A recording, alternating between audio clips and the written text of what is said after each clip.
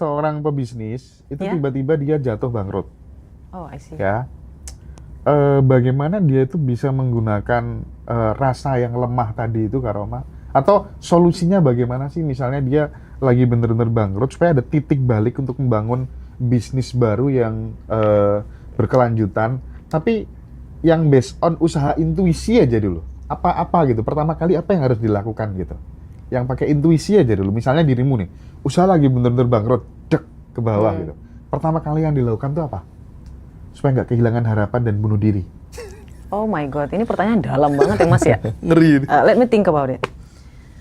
Kalau saya lempar ke diri saya, segalanya, saya udah punya peta printnya Mas. Oke. Jadi kalau misalnya, gimana ya, saya orangnya optimis parah sih Mas. Saya takutnya ketika saya menjawab dengan gaya saya. Nggak apa-apa dong. Oh jadi gini. Lebih nature kalau gaya Kak Roma. Iya betul. Nanti Jadi mentor saya itu pernah mengalami hal yang sama yang bapak yang tadi, gagal, rugi sampai puluhan miliar. Terus yang beliau lakukan pertama kali adalah merenungi diri dulu, menerima diri, mengakui kesalahan dulu, benar-benar direnungkan, dituangkan rasa sedihnya, biar nggak penuh sampai ke ujung kepala, ke ubun-ubun, itu dituangkan benar-benar dalam waktu yang sunyi gitu loh Mas. Lalu setelahnya adalah pertanyaan, apakah aku selamanya ada di titik ini? Oh. Ini hanya fase. Ya, Kalau ya, aku ya, sampai kehilangan sampai puluhan miliar kayak gini, berarti Allah mau kasih aku ratusan bahkan sampai triliun. Itu harus diafirmasi terus, Mas. Karena Allah itu sesuai dengan prasangka hambanya. Itu yang nomor 2. Yang pertama menerima, mengakui. Yang kedua adalah mulai melakukan pengisian ulang. Kan udah kosong nih, Mas. Diisi ulang dengan pikiran itu. Ini pasti akan ada jalannya. Dan ketika kita yang nomor 3, melakukan usaha lagi. Kita ya lego aja. Kalau ini gagal lagi, ya coba lagi. Ini memang sangat-sangat generalisasi ya Mas ya. Karena dari si bosnya juga itu, mentor saya ini, ketika dia mencoba melakukan sesuatu itu, menghindari permasalahan yang udah pernah dia lakukan. Jadi kayak di rundown. Oh, nomor 3 di rundown Mas. Kemarin itu kesalahannya bisa bangkrut itu karena apa? Pertama tadi menerima, kedua setelahnya itu diisi ulang kepalanya untuk diperbaiki mentalnya. Yang ketiga di rundown, dikoreksi kemarin itu kesalahannya kenapa, agar tidak melakukan kesalahan yang sama kayak gitu Mas. Dan yang keempat itu coba lagi.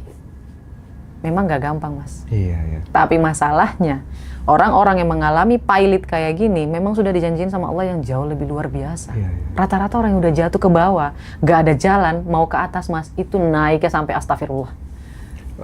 Nggak penting sih jatuhnya berapa kali, yang terpenting adalah mantulnya bisa lebih tinggi ya Pak. Biasanya ini kan kayaknya sudah sangat-sangat mampus gitu ke bawah, udah mentok gitu loh Mas. Jadi nggak ada pilihan lain sampai dia naik ke atas. Mantulnya itu. Kalau udah mentok, ada ciri-cirinya kok Mas. Kalau sampai udah benar-benar sampai rasa mau bunuh diri Mas, itu udah mentok itu udah. Ini dia mau mantul apa enggak? The power of mantul itu yang harus. Kalau kita gagal itu jangan merenungi gagalnya aja.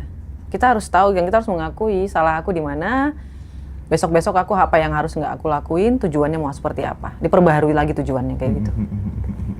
Aku ada nasihat yang paling bagus. Ini nggak tahu ya, ini mohon maaf ya teman-teman ya, ini yang non-muslim. Ini cerita dari Nabi siapa gitu, terus suatu hari ketemu sama seorang pemahat yang sangat legendaris gitu ya.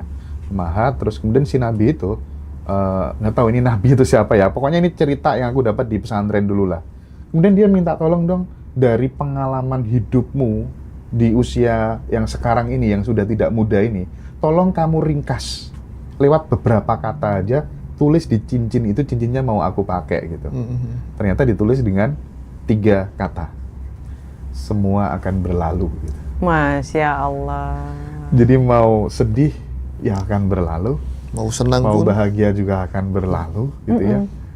Dan itu kan yang membuat kita ya udah biasa-biasa aja, nggak usah terlalu takut, nggak usah terlalu ini kan.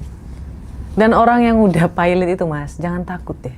Kita udah punya printnya. Kita udah punya itunya loh. Semoga Allah memudahkan.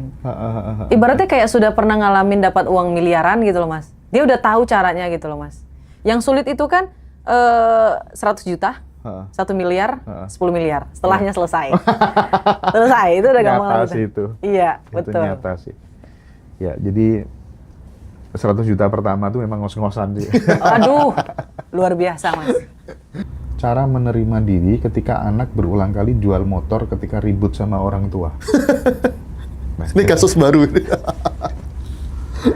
Ini ada masalah nih kayaknya Mas. eh, Kalau misalnya kita lihat lagi nih, harusnya ibunya ada di sini, jadi saya bisa nanya berkali-kali. eh. Karena kan kita harus lihat dalam 2 POV Mas. Iya, iya, Kita nggak bisa ngejudge Sepihak ya. anaknya kayak gitu. Harus Siapa? berimbang ya. Ya, karena takutnya kita ngejudge anaknya buruk, ternyata di balik itu ada suatu tindakan yang membuat dia, memacu dia, memicu dia melakukan hal tersebut. Benar. Dan ini berulang-ulang artinya memang ada suatu masalah di sini Mas. Heeh. Pertama, anaknya, apakah anaknya ini punya kecenderungan ke obat-obatan? Nah kan, dalam Mas. Iya. Apakah punya kecenderungan ke obat-obatan? Atau berteman dengan orang yang salah? Atau cenderung ke bermain judi? Dan kalau misalnya memang ada, kita sebagai orang tua ya harus tegas. Sesayang apapun kita sama anak kita harus memasukkan dia. Kalau misalnya dia cenderung ke obat-obatan, tolong masukkan dia ke barak. Bukan, maksudnya ke memang yang untuk rehabilitasi kayak gitu. Kalau dia cenderung ke slot juga masukin ke rehabilitasi. Itu yang namanya cinta sesungguhnya. Bukan malah didiamkan. Itu kan didiamin kayak gitu sampai berulang 2 kali, ya berarti gimana ya Mas ya? Iya. Oke. Itu ya Bu ya. Selanjutnya, Kak Roma kasih tips dong agar FB Pro followers bertambah banyak dan cepat agar mendapatkan dolar. Sebelum Kak Roma menjawab, aku kasih sedikit saran deh ya. Kalau misalnya teman-teman hanya FB Pro goyang-goyang, terus kemudian makan apa, ditaruh di, udah jangan terusin, udah percaya sama aku. Gitu. Aku juga ada FB Pro kayak gitu, dan hasilnya, aduh. Zong ya Pak ya, Mas ya? Nggak seberapa lah ya. Kalau misalnya kamu ngotot dan tidak mau melakukan pendapat dari Mas Hendra yang sangat realistis dan cepat gitu ya Mas ya, kamu pilih niche yang sanggup kamu lakukan untuk dalam jangka waktu yang lama. Setuju. Karena ketika kita masuk ke dalam dunia konten, kamu harus sudah merelakan yang namanya waktu. Merelakan waktu ini artinya dalam setiap hari kamu sudah ngupload video. Kita sudah harus memikir jangka waktu setahun ke depan atau 3 bulan ke depan apakah kita sanggup menghasilkan video ini setiap hari. Niche-nya harus di situ. Kalau misalnya kamu termasuk tipikal orang yang pemalas, gunakan AI. Ya, gunakan AI dan keluarin dana lebih banyak. Dan kalau mau lebih singkat, ya ikutin cara Mas Hendra tadi. Belajar dulu. Tapi yang penting aku bilang ya FB Pro oke, ketika kemudian itu kamu mudah mengerjakannya dan itu menjadi basic need-nya banyak orang. Betul. Jadi kebutuhannya banyak orang gitu. Jangan yang sekedar ya kamu goyang-goyang kayak gitu tuh aduh. Yang kayak bunda-bunda nggak sih Mas? Ya risih banget gitu lihat ya. Salam apa sih ini FB Pro tuh? Salam apa namanya? Aku males nonton, aku kadang.